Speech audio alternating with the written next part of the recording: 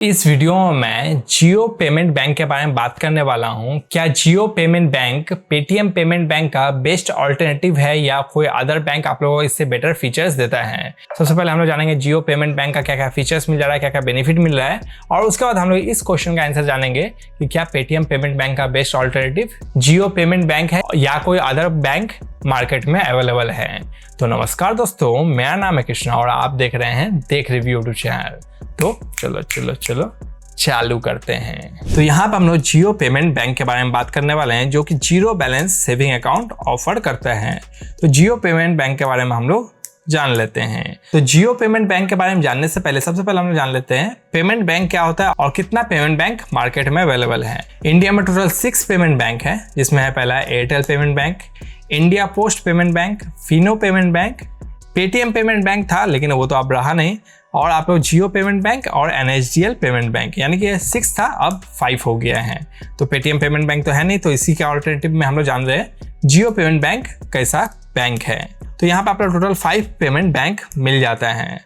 तो उसका कुछ लिमिटेशन है, यानी कि नॉर्मल बैंक तो ठीक है, जहाँ पे आप लोग जो है मल्टीपल डिपॉजिट कर सकते हैं और आप लोग मल्टीपल विड्रॉ कर सकते हैं, एफडी क्रिएट कर सकते हैं, क्रेडिट कार्ड ले सकते हैं, लोन ले सकते हैं। लेकिन आप लोग को पेमेंट बैंक के अंदर कुछ लिमिटेशन मिल जाता है, जो कि हम लोग लिमिटेशन के बारे में जान लेते हैं। पेमेंट बैंक के अंदर आप लोग 2 लाख से ज़्यादा का डिपॉजिट नहीं रख सकते हैं, यानी कि नॉर्मल बैंक में तो ऐसा कोई लिमिट नहीं रहता है, आप लोग जितना भी अमाउंट रखना है रख सकते हैं। लेकिन पेमेंट बैंक के अंदर आप लोग 2 लाख से ज़्यादा का डिपॉजिट नहीं रख सकते हैं। और पेमेंट बैंक एफडी नहीं खोल सकता, रिकरिंग डिपॉजिट नहीं खोल सकता, सिर्फ सेविंग अकाउंट खोल सकता है। यानी कि पेमेंट बैंक में ना आप लोग एफडी क्रिएट कर सकते हैं, ना रिकरिंग डिपॉजिट क्रिएट कर सकते हैं। पेमेंट बैंक ना लोन ऑफर कर सकता है, ना क्रेडिट कार्ड ऑफर कर सकते हैं। तो कोई भी आप लोगों को लोन क्रेडिट कार्ड नहीं मिलने वाला है, और टाइम डिपॉजिट एनआरआई डिपॉजिट भी नहीं ले सकते हैं। तो आप लोग बहुत समय देखे होंगे कि बहुत सारा पेमेंट बैंक के अंदर, जैसे एयरटेल पेमेंट बैंक है, वहाँ पे आप लोग एफडी क्रिएट कर सकते हैं। तो आप लोग बोलिएगा वहाँ पे एफडी कैसे क्रिएट कर पा रहे हैं, यहाँ पे लिखा गया कि एफडी क्रिएट नहीं कर सकते। तो वहाँ पे क्या होता है, एयरटेल पेमेंट बैंक में क्या होता है कि एफडी जो क्रिएट होता है वो एयरटेल पेमेंट बैंक में नहीं क्रिएट होके इंडसइंड बैंक के साथ टाई अप है, तो इंडसइंड बैंक के अंदर एफडी क्रिएट होता है। तो इसी टाइप से लोन एंड क्रेडिट कार्ड भी यदि आप लोग कोई पेमेंट बैंक में दिखता है, तो वो लोन एंड क्रेडिट कार्ड वो पेमेंट बैंक ऑफर नहीं कर रहा है, किसी बड़े बैंक के साथ टाई अप करके उसके थ्रू ऑफर हो रहा है। सिर्फ पेमेंट बैंक अपना प्लेटफॉर्म यूज करने दे रहा है मेन बैंक को, और उसके लिए कुछ कमीशन चार्ज कर रहा है। तो बस आप लोगों को वो वहाँ पे प्लेटफॉर्म में आप लोग ऑप्शन दिख रहा है, क्रेडिट कार्ड या लोन या एफडी जो है वो किसी बैंक के साथ टाइप करके आप लोगों को ऑफर किया जा रहा है।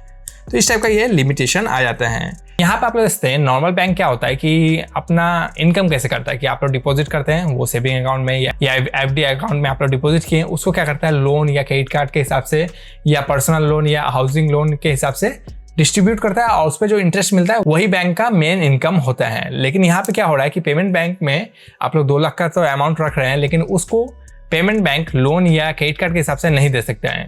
तो पेमेंट बैंक इनकम कैसे करता है, चलिए इसके बारे में हम लोग जान लेते हैं। पेमेंट बैंक के अंदर 75% जो डिपॉजिट रहता है वो गवर्नमेंट सिक्योरिटीज में जाता है as a statutory liquidity ratio, यानी कि 75% ले सपोज 100 करोड़ का यदि डिपॉजिट है तो उसमें 75 करोड़ चला जाता है गवर्नमेंट सिक्योरिटीज के अंदर। रिमेनिंग 25% क्या होता है टाइम डिपॉजिट में रहता है शेड्यूल कमर्शियल बैंक के अंदर। तो दोनों ही क्या होता है डिपॉजिट में चला जाता है, पूरा 100 करोड़ डिपॉजिट में चला जाता है, क्योंकि लोन एंड क्रेडिट कार्ड तो ऑफर कर नहीं सकता पेमेंट बैंक, तो उसको डिपॉजिट में रखना पड़ता है। 75% गवर्नमेंट सिक्योरिटी में और 25% किसी शेड्यूल कमर्शियल बैंक में रख सकता है। तो इसके थ्रू यहाँ पे जो इंटरेस्ट मिलता है वो एक पेमेंट बैंक का प्रॉफिट होता है। तो ये तो छोटा मोटा प्रॉफिट हुआ, क्योंकि इंटरेस्ट कितना ही मिलता होगा, 2-3% का इंटरेस्ट तो आप लोगों को दे देता है, 4-5% का इंटरेस्ट बैंक कमाता है। तो 1-2% से बैंक का क्या होने वाला है।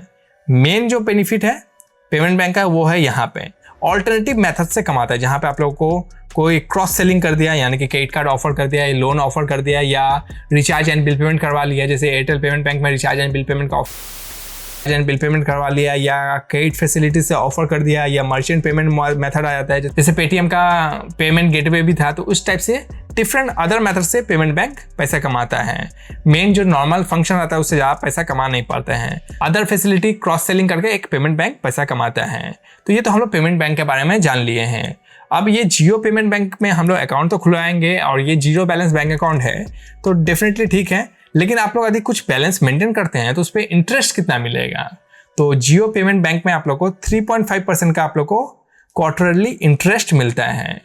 तो आप लोग को ठीक ठाक इंटरेस्ट मिलता है, बहुत ज़्यादा इंटरेस्ट नहीं मिला है, सिर्फ 3.5% का आप लोग को क्वार्टरली इंटरेस्ट मिल जाता है। और जियो पेमेंट बैंक के अंदर यदि आप लोग डिपॉजिट रखते हैं वो DICGC के द्वारा इंश्योर्ड रहता है, यानी कि आप लोग गवर्नमेंट बैंक या प्राइवेट बैंक कहीं पे भी आप लोग पैसा रखते हैं तो वहाँ पे क्या होता है कि आप लोग RBI का ही एक सब्सिडरी है DICGC, जिसके थ्रू आप लोग को इंश्योरेंस मिलता है 5 लाख का। वही इंश्योरेंस आप लोग को पेटीएम पेमेंट बैंक के अंदर भी मिल जाता है। तो पेटीएम पेमेंट बैंक के अंदर तो आप लोग 2 लाख से ज़्यादा का अमाउंट तो रख ही नहीं सकते हैं, और यहाँ पर आप लोग इंश्योरेंस 5 लाख तक का मिल जाता है, यानी कि आप लोग 100% जो भी आप लोग पेमेंट बैंक में पैसा रखते हैं वो सिक्योर रहेगा। यदि पेमेंट बैंक डूब भी जाता है तो आप लोग को RBI की तरफ से DICGC का इंश्योरेंस के थ्रू आप लोग को पेमेंट मिल जाएगा। बाकी आप लोग अदर चार्जेस, SMS चार्जेस कुछ नहीं है, आप लोग जीरो है, फ्री है। और आप लोग इसके अंदर फिजिकल कार्ड नहीं मिलता है, आप लोगों को वर्चुअल कार्ड मिलता है जो कि फ्री है, कोई भी एनुअल चार्जेस देने की जरूरत नहीं है। तो आप लोगों को ये जो सेविंग अकाउंट है वो कम्प्लीटली फ्री है, लेकिन जो इसका सेविंग अकाउंट का फीचर्स है, बेनिफिट है, वो भी कुछ खास नहीं है। तो इससे बेटर होगा कि आप लोग पेटीएम पेमेंट बैंक का ऑल्टरनेटिव खोज ही रहे हैं तो जियो पेमेंट बैंक का अकाउंट खोलने से अच्छा है आप लोग AU बैंक का जीरो बैलेंस बैंक अकाउंट खोल सकते हैं। AU बैंक का जीरो बैलेंस बैंक अकाउंट खोलते हैं तो इसमें आप लोग को रुपे प्लैटिनम डेबिट कार्ड मिलता है, जिसके थ्रू आप लोग अमेजोन में आप लोग रिचार्ज एंड बिल पेमेंट करके 100 रुपीज़ का हर एक महीना सेविंग कर सकते हैं। और इसका इंटरेस्ट रेट भी अच्छा है, इसमें FD भी क्रिएट कर सकते हैं। और सेविंग रखिएगा, FD रखिएगा तो आप लोग को फ्यूचर में आप लोग लोन का ऑफर आ सकता है, क्रेडिट कार्ड का ऑफर आ सकता है। तो आप लोग को जियो पेमेंट बैंक में अकाउंट खोलने से अच्छा है आप लोग AU बैंक का जीरो बैलेंस बैंक अकाउंट खोल सकते हैं। ये भी काफी अच्छा बैंक अकाउंट है, इसका वीडियो का लिंक दे दिया हूँ डिस्क्रिप्शन बॉक्स में। यदि आप लोग AU का नहीं खोलना है तो आप लोग कोटक बैंक का भी मिल जाता है zero balance bank account, Kotak 811 zero balance bank account. ये बैंक अकाउंट भी सेकंड बेस्ट बैंक अकाउंट हो जाएगा। और इसके बाद आप लोग इंडसइंड का भी आ जाता है, इंडी सेविंग बैंक अकाउंट, जिसका मैं वीडियो लिंक दे दिया हूँ डिस्क्रिप्शन बॉक्स में। जियो पेमेंट बैंक अकाउंट खोलने से अच्छा है कि आप लोग AU का या कोटक का या इंडसइंड का आप लोग जीरो बैलेंस बैंक अकाउंट खोल सकते हैं। उस सब में आप लोग को बेटर फीचर मिलेगा, आप लोग जितना डिपॉजिट रखना है उतना डिपॉजिट रख सकते हैं। डेबिट कार्ड में आप लोग को अच्छा ऑफर सब मिलेगा, और आप लोग FD भी क्रिएट कर सकते हैं, क्रेडिट कार्ड भी ले सकते हैं। तो आप लोग बेटर फीचर सब मिलने वाला है। प्लस आप लोग तीनों ही जीरो बैलेंस बैंक अकाउंट हैं। तीनों का ही डिटेल वीडियो का लिंक दे दिया हूँ डिस्क्रिप्शन बॉक्स में, वहाँ पे जाके आप लोग बैंक डिटेल्स के बारे में कंप्लीट इन्फॉर्मेशन जान सकते हैं। उसके बाद आप लोग जो भी बैंक पसंद है उसका आप लोग बैंक अकाउंट खुलवा सकते हैं। तीनों का लिंक दे दिया हूँ डिस्क्रिप्शन बॉक्स में। तो उम्मीद करते हैं आज का ये इंटरेस्टिंग सा वीडियो पसंद आया होगा। पसंद आया तो आप लोग लाइक कीजिए, कमेंट कीजिए और चैनल को सब्सक्राइब कीजिए। तब तक के लिए गुड बाय।